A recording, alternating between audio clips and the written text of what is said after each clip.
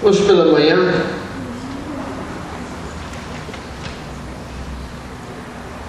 notei a preocupação de alguns quando eu disse que era filiado a um partido.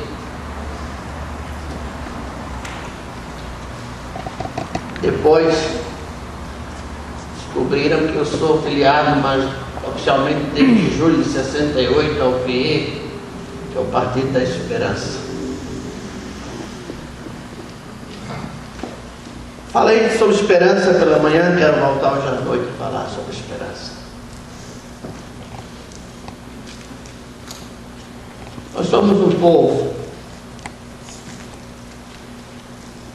que deveria ser conhecido como o povo da esperança.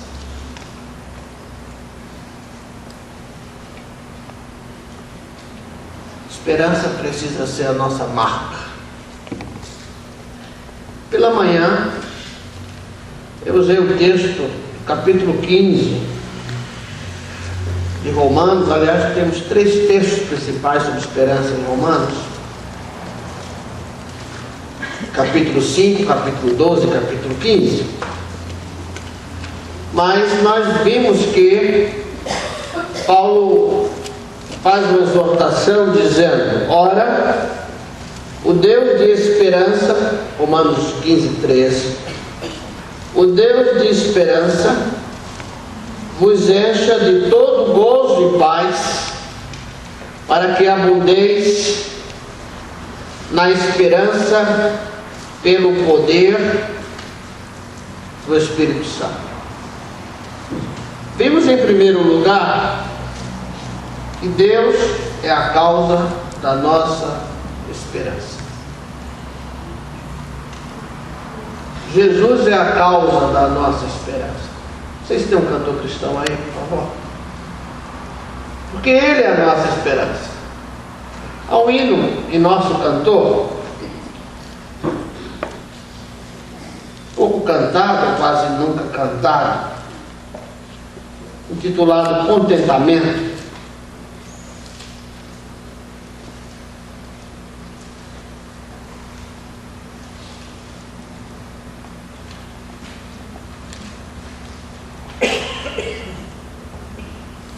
Que fala, deixa eu só fazer uma referência aqui,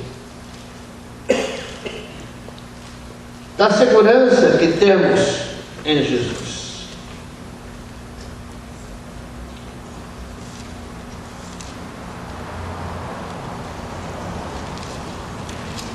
O hino que diz: eu já contente estou, tenho Jesus.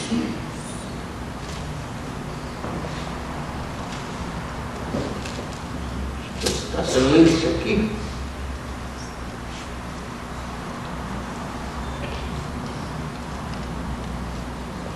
Faltando uma página aqui, exatamente.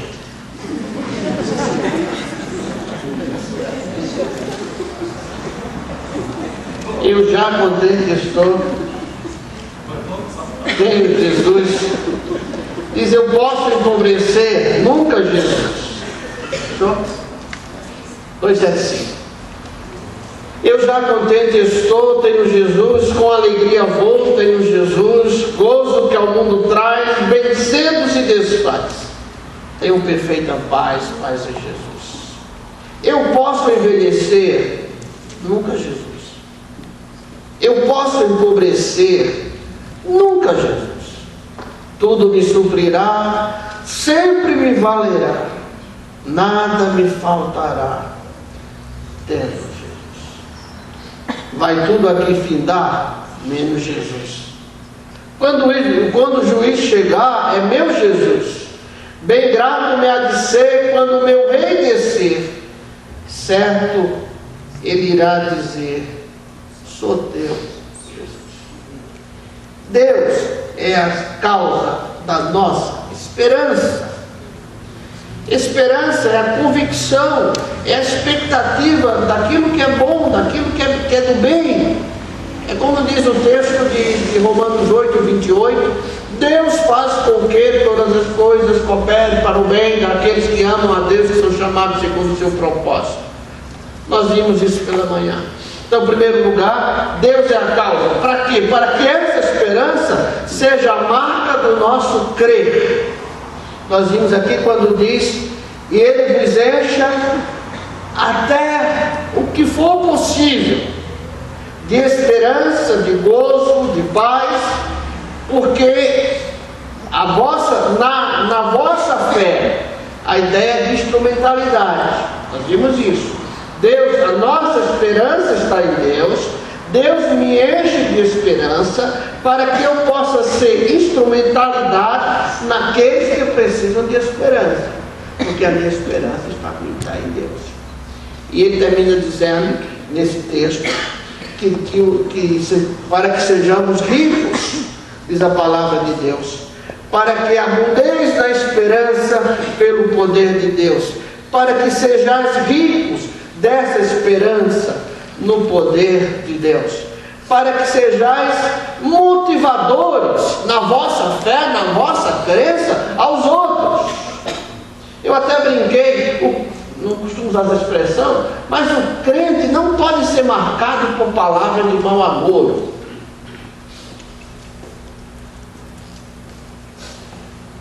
Porque se você for ouvir, você vai ser destruído. Paulo está dizendo, como falamos pela manhã, que a nossa esperança, que o Deus de esperança, o Deus que é a causa da nossa esperança, o Deus que é a fonte da nossa segurança, eu gosto daquele hino, Jesus não envelhece, Jesus não empobrece, Ele não é limitado a tempo, porque a causa da minha esperança está em Deus, e isso é colocado na minha fé, para que a minha fé, que o meu crer sirva de instrumentalidade. Isso é definido por uma preposição que tem no texto, onde eu sou a instrumentalidade, onde eu sou a posição que Deus usa, que Deus fixa em tempo, em história, em estado, em lugar, na sua vida, na vida do outro. O propósito de Deus em fazer transbordar de esperança é para que a minha vida sirva de instrumentalidade, porque o crente é alguém que traz sempre uma palavra de esperança, sempre esperança, porque a nossa esperança não está firmada pelo que vemos. Nós sabemos da Jerusalém, esperamos pela Jerusalém, mas até chegarmos na Jerusalém, nós vivemos nesse tabernáculo, nós gememos nesse tabernáculo. E Paulo, na sua carta aos Romanos, diz que o propósito de tudo isso é para que possamos abundar, é para que sejamos ricos. E eu disse pela manhã que o apóstolo Paulo usa uma expressão que tem a ver com poder, tem a ver com dinamite, para que nós possamos, ele usa dinamis, não associa que autoridade. Ele está dizendo que quando você traz uma palavra de esperança na vida de alguém, quando você no seu estilo de fé, no seu crer, no seu modo de crer, você traz esperança sobre uma vida. É como se essa esperança causasse uma explosão. É um dínamo, é um poder, é um dinamite, e poder esse que vem pelo Espírito Santo de Deus. Quero nessa noite pensar com os irmãos, ainda sobre esperança, no texto de Paulo aos Romanos, capítulo 12, verso 12.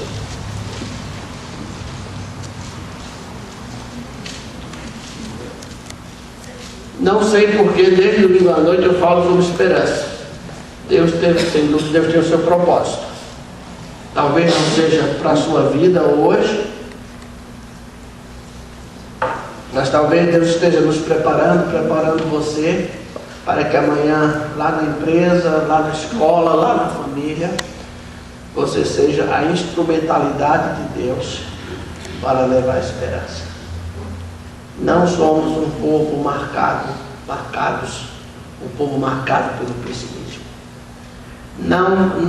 esse conceito de apostar no caos para a volta de Jesus não é bíblico. Não é bíblico.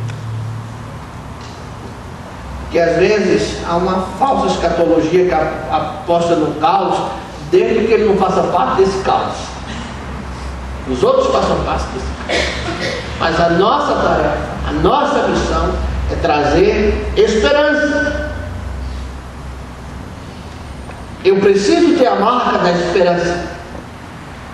Porque Deus precisa, somos nós que nos comunicamos, Deus precisa da instrumentalidade desse nosso crer. Por isso Ele nos enche, por isso Ele faz abundar, para que pelo poder que nos é dado pelo Espírito Santo de Deus, em ser instrumentos, nós possamos impregnar as pessoas, o ambiente daquela esperança que está afirmada em Deus. Por isso, dentro do texto que vamos ler, quando Paulo faz diversas exortações, ele diz no versículo 12: alegrai-vos na esperança, sede pacientes na tribulação, perseverai na oração. Alegrai-vos na esperança, sede pacientes na tribulação, regozijai, perseverai na oração. Interessante, irmãos.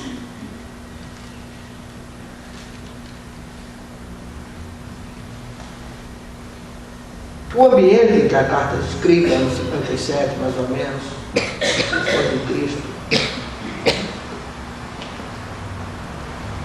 não era um ambiente muito favorável. Ali naquela região foi empreendida uma grande perseguição. Teve mais isso na carta de Pedro. Essa alegria não é a negação da realidade.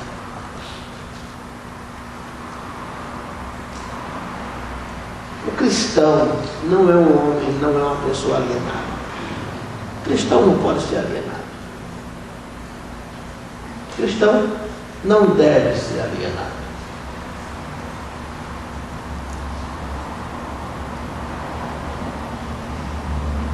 O cristão é alguém antenado.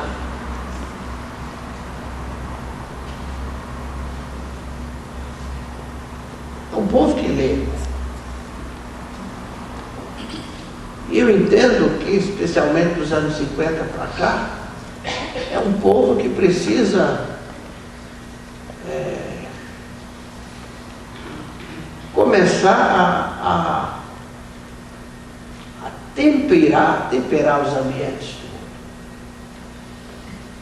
Quando fazendo esse esforço, dessas parcerias para ajudar esses mais jovens a crescerem, é porque eles podem ser instrumentos de Deus onde estiverem.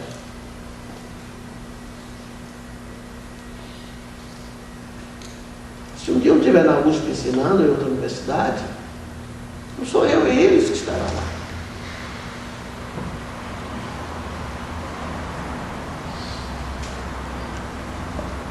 Quando Paulo fala, alegrai-vos na esperança, sede pacientes na tribulação, perseverai na oração, ele não está dizendo que está tudo muito bem, não.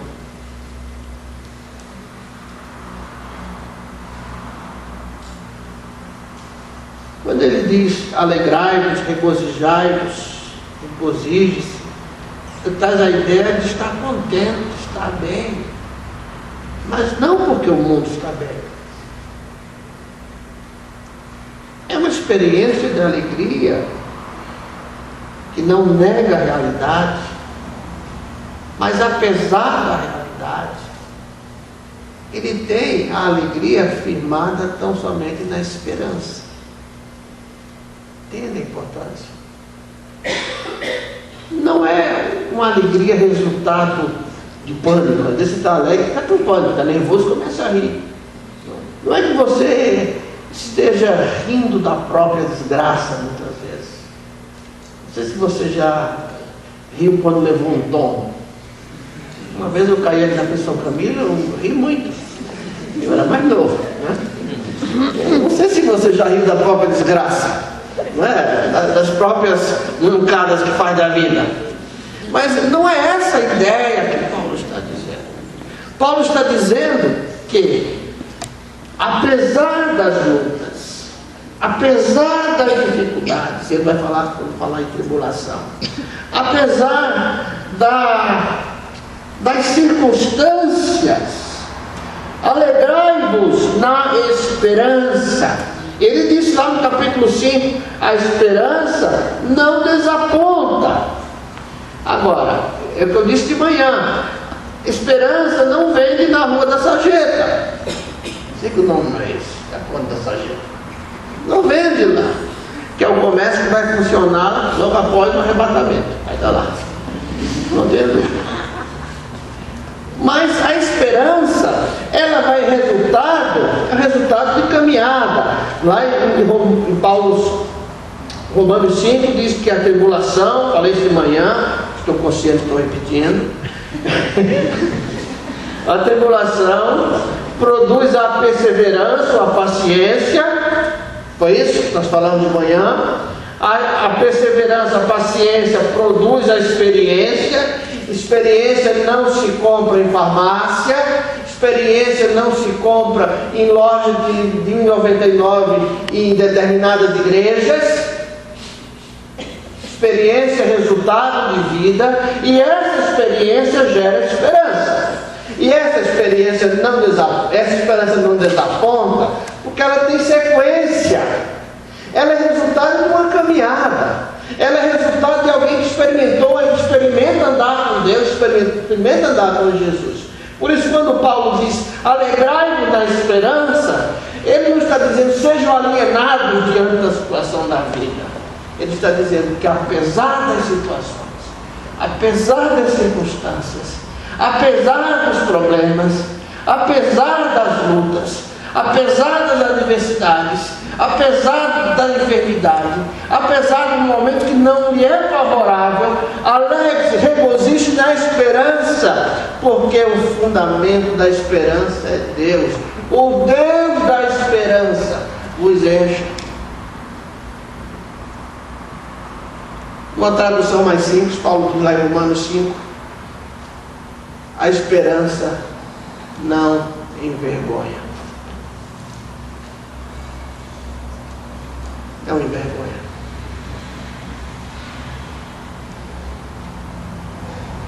Você não será envergonhado ao final da caminhada, porque confiou em Deus.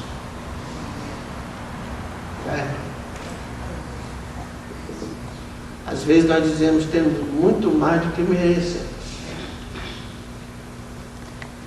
Essa esperança não é algo que o dinheiro possa comprar. Não é algo que as pessoas possam diretamente nos dar. Pode ser até instrumento de bênção. Mas o que Paulo está dizendo, olha, está difícil.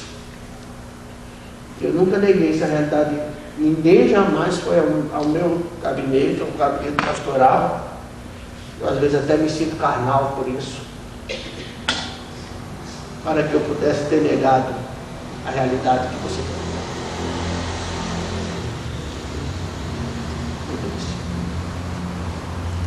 Tenho muita dificuldade em espiritualizar exageradamente as coisas. Porque às vezes espiritualizar é fuga. É deixar de encarar a realidade. Mas apesar da realidade, eu sei que você está desempregado, o casamento está com problema, as contas estão atrasadas, todas essas coisas que eu faço, pastor. Essa é a sua realidade. Não posso negar isso. Mas eu vou partilhar na sua vida aquilo que eu tenho aprendido na minha vida. Por isso que eu enviei ao PE aos 10 anos, Partido da Esperança. Por isso, quando eu vejo uma vida, hoje no culto nós tínhamos 12 garotos que entraram aqui. E a nossa irmã como a instrumentalidade de Deus ficou junto entre eles. Eu olho ali, eu vejo esperança. Se aquela vida for a partir de Jesus, tocada pela esperança que a fonte está em Deus. Não estou falando de problemas sociais, tudo isso é válido, não estou falando nada disso. Quem me conhece sabe que eu penso essas coisas, as batalhas que eu tenho. Mas estou dizendo que quando a gente tem esperança em Deus, esperança em Deus, a nossa fonte de esperança. Quem participou aqui do congresso, quem pôde participar do congresso Alma do Pastor, lembra do pastor Miqueias, que pregou sobre fé, né? O pastor Miqueias, ele é filho de um homem que era caminhoneiro e que criou a cidade evangélica dos órfãos. Ficava numa área de Canavial, depois foi para a cidade do Cabo, aliás, Cabo, depois foi para um lugar chamado Bonança. E na época eu trouxe o pastor Miqueias, porque eu entendo o pastor Miqueias como um homem de fé, e vejo. Ele agora está batalhando pelo seu segundo transplante. Pelo transplante de fígado, agora quer fazer de rim. É idade. Às vezes ele sai do hospital, depois do hemodiálise, e vai lá visitar meu pai. É um homem cheio de fé. Mas ele aprendeu isso aonde?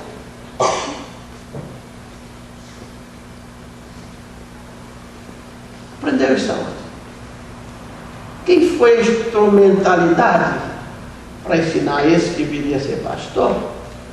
Porque alguns de nós pastores confiamos na administração, nos saldos financeiros, nas coisas.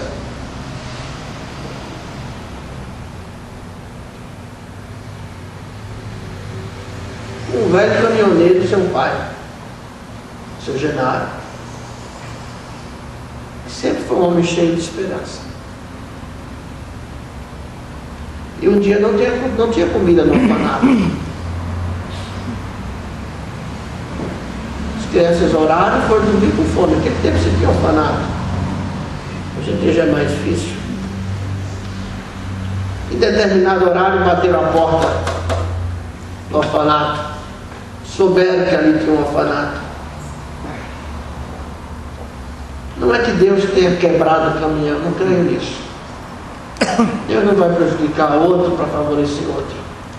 Mas aconteceu que um caminhão quebrou e era uma carga que não conseguiu fazer uma aquela carga. E ele soube que ali era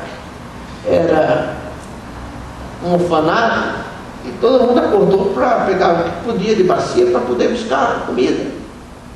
Não aprendeu, essas coisas passam de pai para filho. A gente ensina, aprende com o avô. E vocês precisam ensinar isso. Vocês mais novos serão uma geração que não terão Bíblia para deixar para os filhos. Porque dificilmente vocês fazem, e quem faz anotação pode roubar esse tablet, essas coisas. É uma geração que dificilmente terão Bíblias para deixar para filhos. Porque a gente conhece a fé dos pais também pela Bíblia dos pais. Ou a Bíblia dos avós. Não é quem tem pais, eles sabem disso. Só alertando, vocês têm que arranjar outra maneira de deixar esse legado para os filhos. Essa esperança a gente aprende e ensina. Por isso nós somos a instrumentalidade. Não dá para formar uma classe de estudo bíblico sobre esperança. Olha, vamos aprender sobre esperança. Esperança se vive. É um aprendizado construído. Não é teórico. É um aprendizado experimental. E Paulo diz, alegrai-vos na esperança, sede pacientes na tribulação. Porque para que eu seja paciente na tribulação, aqui no contexto desse texto, já se pressupõe que eu conheço a esperança. Paulo usa uma palavra, ele usa na voz tempo presente, voz ativa, onde ele diz: perseverar sobre as desgraças e provações, manter-se firme na fé em Cristo. Aguentar bravamente e calmamente maus tratos. A vida maltrata, às vezes. Porque ele traz tribulação. Eu costumo pensar em tribulação como separar palha de semente. Mas aqui tem a ideia do ato de prensar, de imprensar. Você já se sentiu imprensado pela vida?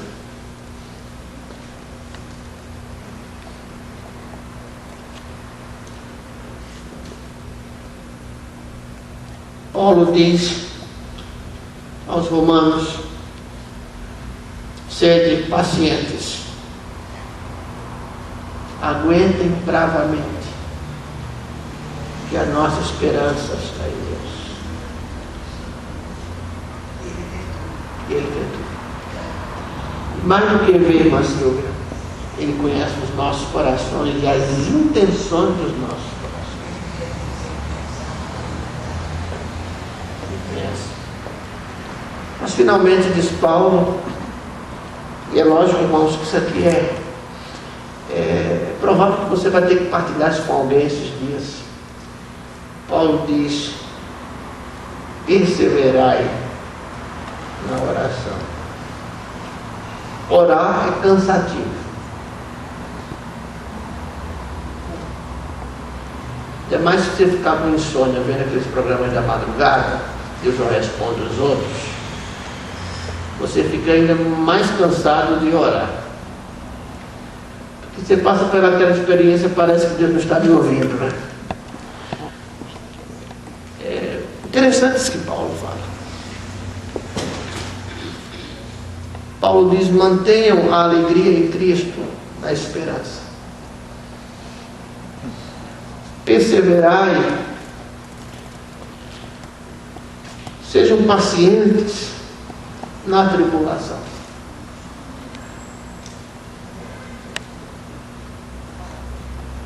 Até hoje eu nunca recebi ninguém que eu não pudesse caminhar a um psicólogo, a um psiquiatra, que entrasse da minha classe, da minha sala, pulando de alegria porque estava sendo perseguido, porque estava passando tribulação. Nunca vi.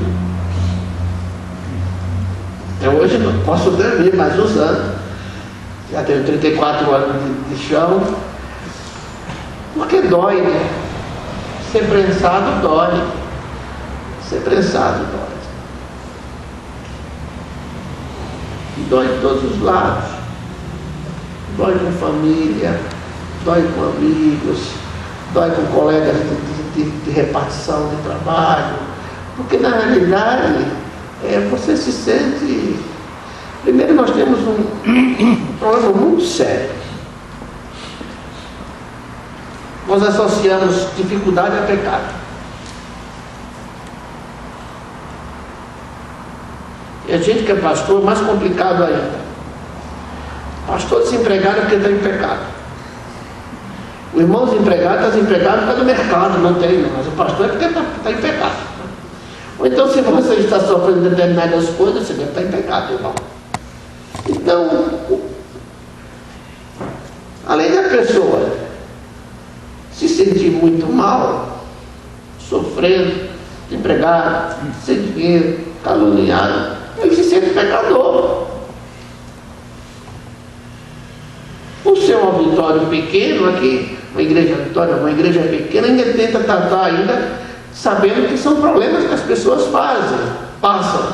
Mas no grande ambiente, não há como tratar essas pessoas. Indagava uma senhora essa semana e tudo bem, e a senhora quando está com problema, o que é que faz? Eu oro para o SOS. Já não dá o nome verdadeiro. Mas eu sei que a senhora está passando dificuldade. E alimentação? A minha igreja faz marmita para morador de rua. Sim, a senhora. Como fica nessa história? Como que a sua comunidade de fé está tratando o seu problema?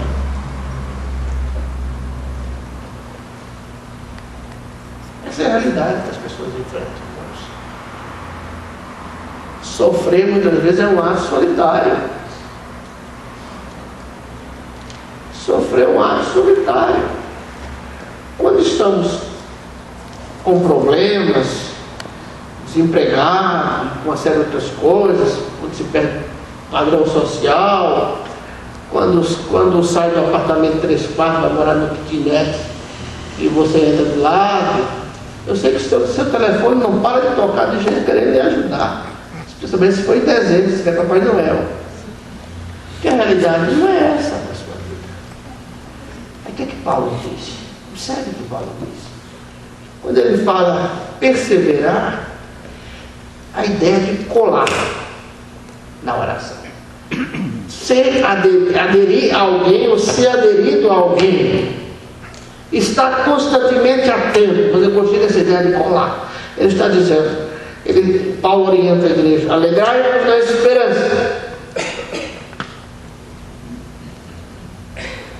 Nos anos 82, começaram a cantar aquele livro, não importa a circunstância, não é? Que as igrejas começaram a cantar, a gente sabe disso, mas o dia a dia é complicado. Viver isso depois do sermão é complicado, a segunda-feira é complicado. Paulo diz, olha, tente buscar em Cristo essa esperança. Regozije na esperança.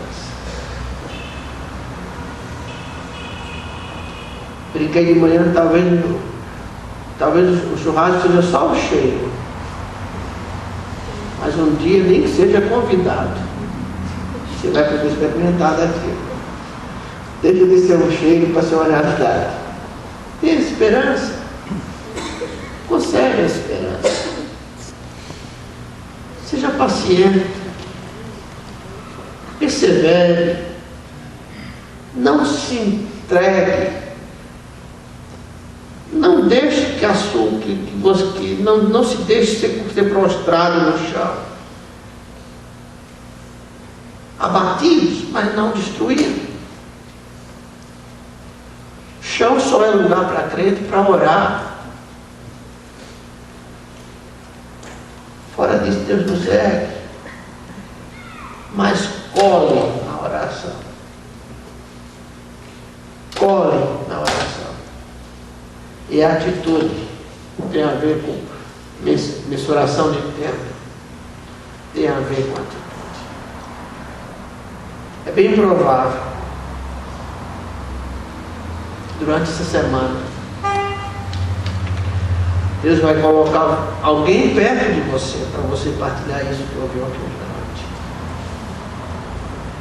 Eu sei que nem todos passamos tribulação, talvez alguns vivem um momento muito bom, outros nem tanto.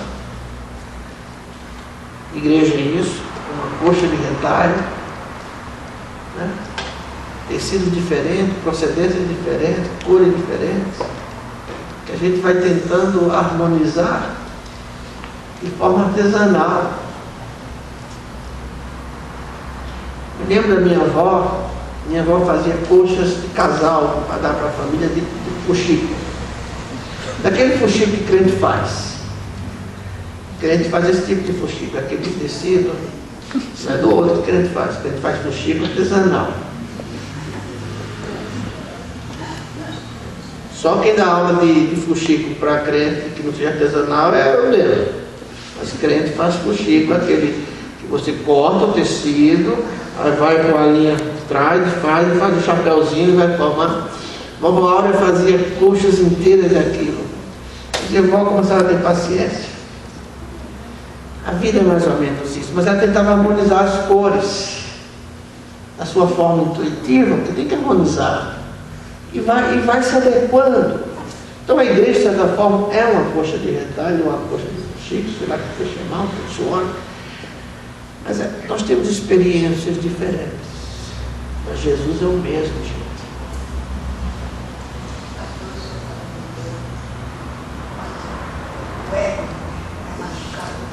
Dói. E muitas vezes, irmã, até esse machucado do ego é um processo de Deus nas nossas vidas. A questão é saber, olha, Deus conduz a minha vida? Conduz. Você é conduzido por Deus? É. Seu nome não é Missidez, mas você é conduzido por Deus. Você vai sendo conduzido por Deus. Eu creio que Deus conduz a minha vida. Se alguém faz errado nesse caminho, vai dar conta de Deus, comigo não tem nada a ver.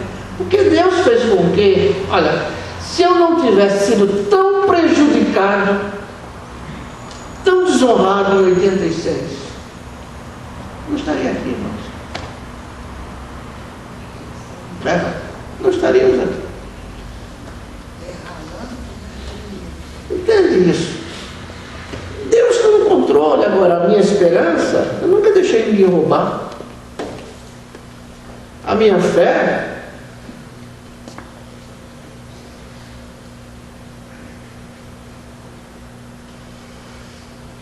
já padeci. Já usei muito sapato do Dick que não podia ver a água, né? É calvinista aquele sapato. Não podia ver a água.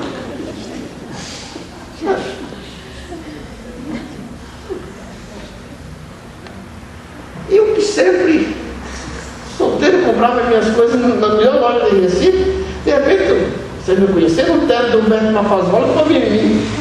Mafazola um guarda-roupa aí, um neguinho desse. Mas tudo isso acontece para a glória de Deus. Por isso Paulo diz: alegrai-vos na esperança, sede pacientes na tribulação, colhem na oração. Colhem.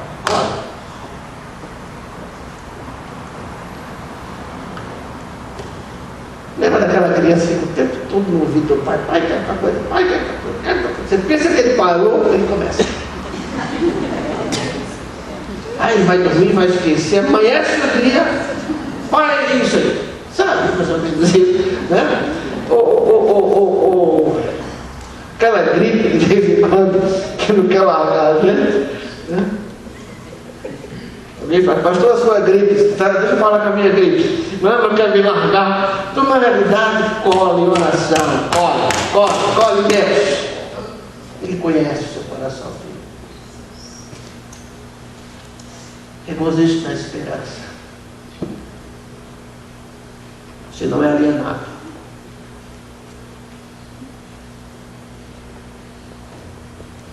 Crente não vem, nossa geração já não vem da arca.